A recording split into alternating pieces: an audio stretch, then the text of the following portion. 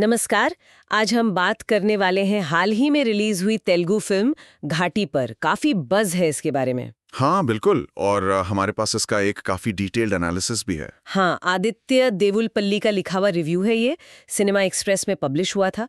तो आज इसी रिव्यू को थोड़ा खोल कर देखते हैं, है ना? बिल्कुल, मकसद यही है कि इस रिव्यू के जरिए समझें कि फिल्म कहाँ उम्मीद जगाती है और कहाँ इस रिव्यू के मुताबिक थोड़ी पटरी से उतर जाती है। तो चलिए शुरू करते हैं। इस कहानी और इसके विश्लेषण में थोड़ा गहरा उतरते हैं। तो रिव्यू शुरू होता है एक बड़ी ही दिलचस्प तुलना से। हाँ। लेखक ने तेलुगु एक्शन फिल्मों की तुलना की है शेप मेमोरी मटेरियल से। Shape memory material? अच्छा, वो वाले जो गर्मी या दबाव के बाद वापस अपने शेप में आ जाते हैं? हाँ, वही, जिन्हें कितना भी मोड़ो तरोड़ो वो वापस अपने ओरिजिनल फॉर्म में आ जाते हैं। ओके, तो घाटी के बारे में ऐसा क्यों कहा? रिव्यू कहता है कि घाटी के साथ भी कुछ ऐसा ही होता है। शुरुआत चाहे कितनी भी अलग लगे, नई लगे, आखिर में कहानी घूम फिरकर उसी पुराने जाने पहचाने एक्शन ड्रामा के ढर्रे पर लौट आती है। वो टेम्पलेट जो हम सब जानते हैं। अच्छा, ये तो थोड़ी निराशाजनक बात लगती है शुरुआत में ही। हाँ, पर मजे की बात यह है कि रिव्यू ये भी मानता है कि फिल्म की शुरुआत असल में काफी दमदार है। ओके, ये कैसे? एक शुरुआती मोन्टाज का जिक्र है। दिखाया गया है कि कैसे गांजा उन मुश्किल घाटियों से स्मगल होकर शहर तक पहुंचता है। हाँ, विजुअली कैसा है वो? रिव्यू के हिसाब से विजुअल स्टाइल एकदम क्लियर है, टोन सीरियस है और शुरू का म्यूजिक भी काफी असरदार लगता है। अच्छा, तो मतलब डायरेक्टर क्रिश जगरलामूडी, जो अपनी थोड़ी हटके फिल्मों के लिए जाने जाते हैं। हाँ, वो ऐसा लगता है अपनी फॉर्म में है शुरुआत में। उन्होंने पहले भी कोशिश की है ना सोशल इश्यूज को कमर्शियल सिनेमा में लाने की। हाँ, उनकी फिल्मों में वो कोशिश दिखती है, सामाजिक चेतना और कमर्शियल पहलू का बैलेंस। तो रिव्यू बताता है कि फिल्म हमें उस दुनिया में ले जाती है। वो डरावने नायडू भाई हैं, रविंद्र विजय और चैतन्य राव ने प्ले किया है। दूसरी तरफ चालाक पुलिस वाले हैं और फिर हैं वो शोषित घाटी समुदाय के लोग। अच्छा, ये घाटी समुदाय कौन है? ये वो लोग हैं जो पीढ़ियों से इस गांजे की सप्लाई के खतरनाक काम में लगे हैं, अपनी जान जोखिम में डालकर। समझ गया। और कहानी के हीरो हीरोइन? कहानी के सेंटर में है शीलावती। अनुष्का शेट्टी ने निभाया है किरदार। वो एक बस कंडक्टर है। ओके। और देसी राजू, विक्रम प्रभु, वो एक मेडिकल लैब टेक्नीशियन है। और ये दोनों भी उसी घाटी समुदाय से हैं? हाँ बिल्कुल, और पीढ़ियों से चले आ रहे इस गांजे के अवैध धंधे की नस नस से वाकिफ हैं। अच्छा, और इनकी अपनी कहानी क्या है? उनकी एक लव स्टोरी है। रिव्यू कहता है कि वो दोनों इस खतरनाक दुनिया से बाहर निकलना चाहते हैं, शादी करना चाहते हैं, एक नॉर्मल लाइफ। टिपिकल कहानी। लेकिन वही हालात उन्हें वापस उसी दलदल में खींच लेते हैं। पर एक बात जो रिव्यू ने हाईलाइट की है वो ये कि अनुष्का शेट्टी को एक मास हीरोइन के रोल में देखना काफी रिफ्रेशिंग है। मास हीरोइन? जैसे एक्शन हीरो होते हैं। हाँ, कुछ वैसा ही। वो किरदार जो एक्शन करता है, जिसमें दम है, जो आमतौर पर मेल एक्टर्स करते हैं, यहाँ अनुष्का वो करती हुई दिखती हैं। ये इंटरेस्टिंग है। अक्सर हीरोज को ही ऐसे मास रोल मिलते हैं। तो अनुष्का कैसी लगी हैं इस रोल में? रिव्यू के हिसाब से वो काफी सहज लगी हैं और पहले भाग के बारे में ओवरऑल राय पॉजिटिव है। अच्छा, क्या क्या है उसमें? कहा गया है कि इसमें सोशल ड्रामा भी है, वो लव स्टोरी भी है जो थोड़ी बागी टाइप की है, और एक मिस्ट्री का माहौल भी बना रहता है। सस्पेंस भी है मतलब? हाँ, वो टेंशन और सीरियसनेस वाला फैक्टर है। हालांकि एक मजेदार बात भी है। क्या? जगपति बाबू के कुछ डायलॉग्स हैं जो थोड़े ओवर द टॉप बताए गए हैं। जैसे वो एक गुंडे को कहते हैं, तुम्हारे मुंह को चुंबन की जरूरत है ना, अगर सच नहीं उगलोगे तो सील दूंगा। अच्छा, थोड़ा फिल्मी हो गया। हाँ, थोड़ा सा। पर उसे छोड़ दें तो पहले हिस्से में एक तनाव और गहराई महसूस होती है। और ये अच्छी बात है कि फिल्म सिर्फ एक्शन पर फोकस नहीं कर रही, वो पीढ़ी दर पीढ़ी चलने वाली हिंसा और अवैध मजदूरी के चक्र को भी छू रही है। बिल्कुल, उन समुदायों की मजबूरी दिखाने की कोशिश है जो ऐसे सिस्टम में फंसे हुए हैं। तो कुल मिलाकर पहला हाफ एक मजबूत बेस तैयार करता हुआ लगता है। हाँ बिल्कुल, इंटरवल तक आते आते लगता है कि कहानी सही जा रही है, दर्शक जुड़ जाते हैं और एक दिलचस्प मोड़ भी आता है। क्या मोड़? शीला और राजू वो इस गांजे की खेती के गुलामी से निकलने का रास्ता ढूंढते हैं। वो गांजे का तेल निकालने का एक तरीका खोजते हैं। अच्छा, ऑयल एक्सट्रैक्शन। हाँ, रिव्यू इसे कहता है कि ये शायद बिजनेस का एक कम खतरनाक और ज्यादा सस्टेनेबल तरीका हो सकता था उनके लिए। तो यहाँ उम्मीद जगती है कि कहानी कुछ नया करेगी, कुछ हटके। हाँ बिल्कुल, ऐसा लगता है कि अब शायद कहानी पारंपरिक एक्शन वाले रास्ते से हटकर कुछ और बनेगी, शायद सिस्टम से लड़ने का कोई स्मार्ट तरीका दिखाएगी। लेकिन मुझे लग रहा है यहाँ एक लेकिन है। हाँ, यहीं पर रिव्यू के मुताबिक फिल्म अपनी पकड़ खो देती है। यहीं से प्रॉब्लम शुरू होती है। अच्छा, दूसरे हाफ में गड़बड़ हो जाती है। रिव्यू का कहना है कि सेकंड हाफ में जहां कहानी को सबसे धारदार, सबसे क्रिटिकल होना चाहिए था, वहीं डायरेक्टर क्रिश जगरलामूडी खुद थोड़े कंफ्यूज्ड लगते हैं। कंफ्यूज्ड किस सेंस में?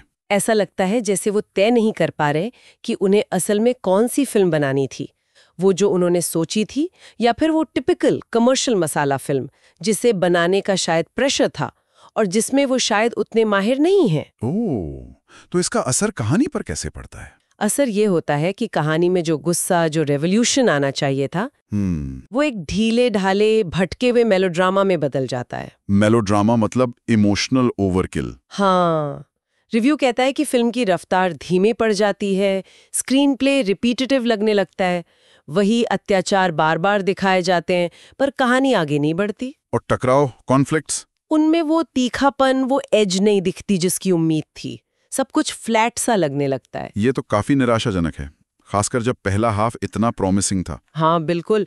और शीलावती के किरदार के बारे में भी कुछ जरूरी बातें कही हैं रिव्यू में, उसके ट्रांसफॉर्मेशन को लेकर। हाँ, उसका क्या, वो मास हीरोइन वाला एंगल था ना? हाँ, लेकिन रिव्यू कहता है कि शीलावती जो पहले एक विक्टिम जैसी दिखाई गई है, उसका अचानक से एक पावरफुल, बदला लेने वाली योद्धा बन जाना, वो बदलाव बहुत तेजी से होता है, बिना किसी मजबूत इमोशनल ग्राउंडवर्क के।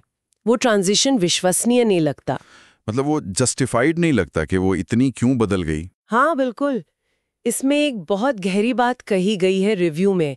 एक लाइन है जो लेखक अक्सर यूज करते हैं, दिखाया गया दर्द महसूस किए गए दर्द के बराबर नहीं होता।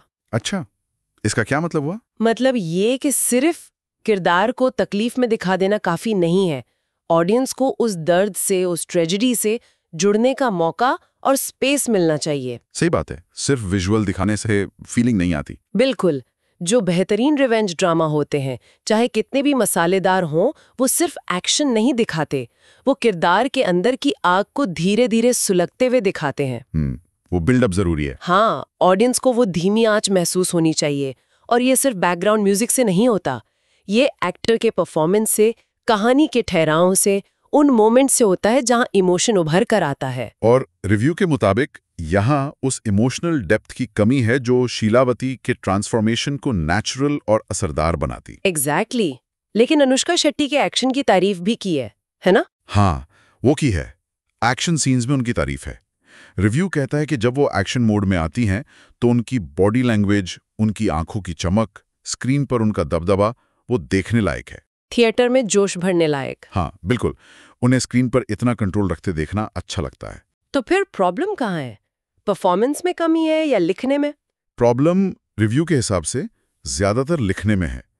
कहा गया है कि अनुष्का अपना काम बहुत अच्छे से करती हैं, लेकिन कहानी और स्क्रीन प्ले उनके किरदार की ट्रेजेडी को उस तरह से उभार नहीं पाते जिससे ऑडियंस पूरी तरह कनेक्ट कर सके। वो आग जो लगनी चाहिए थी किरदार में, वो चिंगारी तो दिखती है पर पूरी तरह भड़क नहीं पाती। समझ गई। एक्शन अच्छा पर इमोशनल वेट कमजोर। अच्छा, और म्यूजिक, उसके बारे में भी कुछ तीखी बातें हैं शायद? हाँ, म्यूजिक को तो फिल्म की एक बहुत बड़ी कमजोरी बताया गया है। नागाविल्ली विद्यासागर का बैकग्राउंड स्कोर, उसे तो रिव्यू ने सबसे बड़ा गुनाह तक कह दिया है। रिव्यू के अनुसार स्कोर बहुत ही आउटडेटेड लगता है, जैसे 90s के दशक के आखिर का हो। मतलब? वही पुरानी ड्रम बीट्स, वही मेलोड्रामेटिक धुनें जो आजकल के सिनेमा से बिल्कुल मेल नहीं खाती। अच्छा। और कमेंट ये है कि देखो, आज के टाइम में ऑडियंस शायद खराब कोरियोग्राफी या बजट की कमी को इग्नोर कर दे। हाँ, चल जाता है कभी कभी। पर ऐसे म्यूजिक को नहीं जो फिल्म के एक्सपीरियंस को तुरंत भुलाने लायक बना दे। मतलब म्यूजिक फिल्म को ऊपर उठाने की जगह नीचे खींच रहे हैं। एग्जैक्टली। रिव्यू कहता है कि म्यूजिक ना सिर्फ फॉरगेटेबल है, बल्कि ये फिल्म की एनर्जी को कम करता है। जहां इसे टेंशन या एक्साइटमेंट बढ़ानी चाहिए, वहां ये उसे फ्लैट कर देता है। ये तो वाकई में बहुत बड़ा माइनस पॉइंट है आजकल के हिसाब से। हाँ बिल्कुल, आज के एक्शन सिनेमा के स्टैंडर्ड से ये काफी पीछे लगता है। और एक और अजीब सी बात का जिक्र था रिव्यू में, भाषा और बोलियों को लेकर। हाँ, ये भी एक इम्पॉर्टेंट पॉइंट है। रिव्यू ध्यान दिलाता है कि किरदारों की जो बोलियां हैं उनमें कोई कंसिस्टेंसी नहीं है। मतलब अलग अलग तरह से बोल रहे हैं सब। हाँ, जैसे अनुष्का एक खास तरह की आंध्र की बोली बोलती हैं, विक्रम प्रभु की भाषा में तमिल और तेलुगु का मिक्सचर है। और विलन चैतन्य राव? वो तो सीन के हिसाब से कभी शहरी तेलुगु बोलते हैं, कभी गांव वाली। अरे, इसका क्या असर होता है? असर ये होता है कि फिल्म जिस खास ज्योग्राफिकल सेटिंग और कल्चर में बेस्ड होने का दावा करती है, वो घाटी रीजन, वो दावा ही कमजोर पड़ जाता है। अच्छा। एक ही इलाके के किरदारों की बोलियों में इतना फर्क, वो खटकता है, ऑथेंटिसिटी पर सवाल उठता है। ऐसा लगता है इस डिटेल पर ध्यान ही नहीं दिया गया। और चैतन्य राव के किरदार के बारे में क्या कहा गया है? उन्हें तो काफी टैलेंटेड एक्टर माना जाता है। हाँ, उन्हें आकर्षक एक्टर बताया गया है, लेकिन रिव्यू के मुताबिक यहाँ उन्हें एक बहुत ही लिमिटेड वन डायमेंशनल विलन के रोल में फंसा दिया गया है। मतलब सिर्फ चीखना चिल्लाना। बस वही चीखने चिल्लाने वाला, बुरा दिखने वाला। उसमें कोई गहराई, कोई लेयर्स नहीं दिखती, जिससे वो किरदार ज्यादा यादगार या असरदार बन पाता। और एक और सेंसिटिव मुद्दा उठाया है रिव्यू ने, अनुष्का शेट्टी के लुक को लेकर। हाँ, और ये काफी सीधी बात कही है।